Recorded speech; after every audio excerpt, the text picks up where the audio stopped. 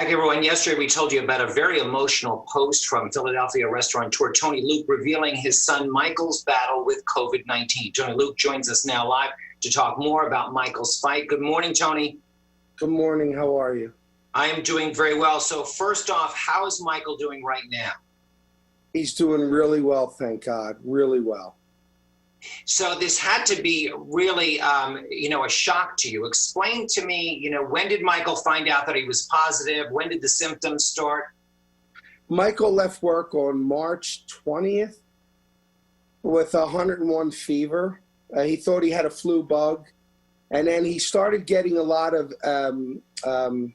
stomach problems. Okay. A lot of GI problems. So he assumed he had a stomach bug, because he was vomiting, he couldn't eat much, he had diarrhea, he had all the classic symptoms of a stomach bug, thinking that, well, if it's stomach related, it can't be the COVID, because at the time, that was the information they were getting. For about 8 days, he struggled with getting his temperature down. On the 8th day, he started to develop a cough. And it wasn't until he got it on the 20th, 28th, he developed a cough.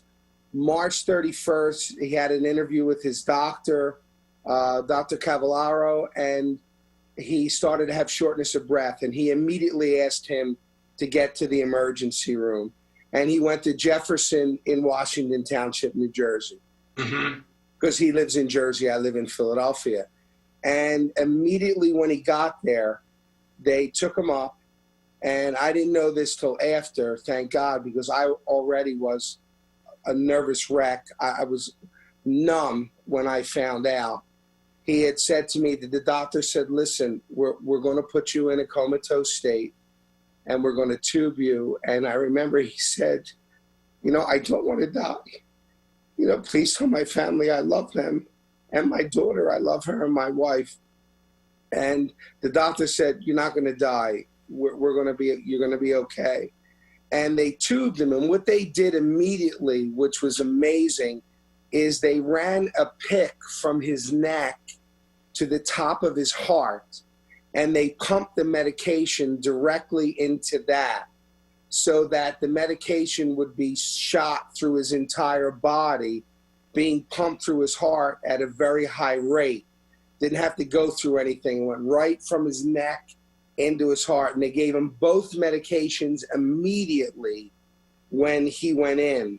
He was on a ventilator for 60 hours. And, the perception was, once you're on the ventilator, it's, And I remember praying, and I had so many friends and family prayed. And then they called me and said, we're going to take him off the ventilator. We're going to try it.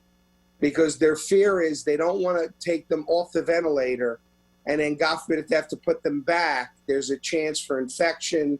And a ventilator is very evasive. So, but they shut the machine off, and then they monitored him all night while he was on the ventilator.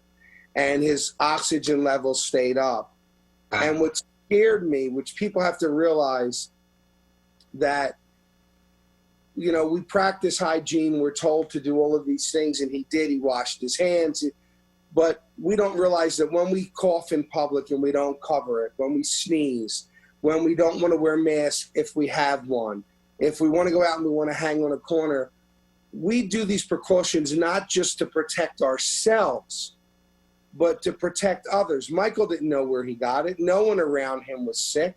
Maybe he touched something. Maybe he walked around a corner after someone had just sneezed and it might have been airborne. Now, he's 35 years old with no underlying health issues. And he said to me, Dad, it was the worst experience of my life.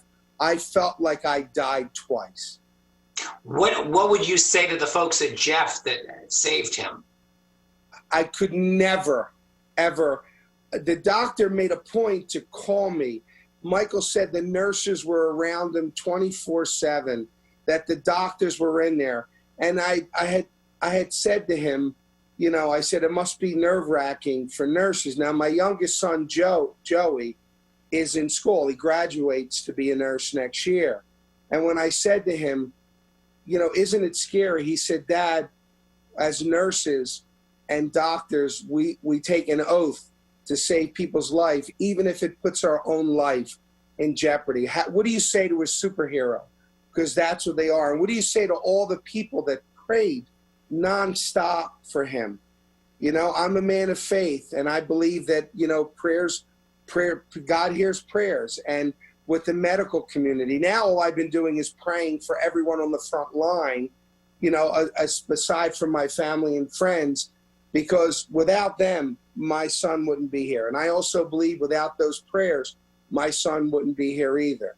I don't know why, you know, the funny thing was, he said to me, he said, Dad, I came off the ventilator and I made it. And it's way more serious than people think it is. But there is hope. People do recover. People have to understand that. But this is not a joke. This is not something you'll get a sniffle and maybe a little chest congestion and you'll be okay. The scary thing about this virus is it affects everyone differently. Someone can get mild symptoms, other can get, he got slammed, I mean slammed, at 35 with no underlying health issues. Well, Tony, we appreciate you sharing Michael's story. Please give him and the rest of your family our very best, but we appreciate you joining us this morning. Thank you. And again, God bless to every one of those health workers on the front line. They are angels. They're amazing. Angels indeed. Thank you, Tony. Appreciate it. And now we're going to turn to our angel of sorts of weather. That's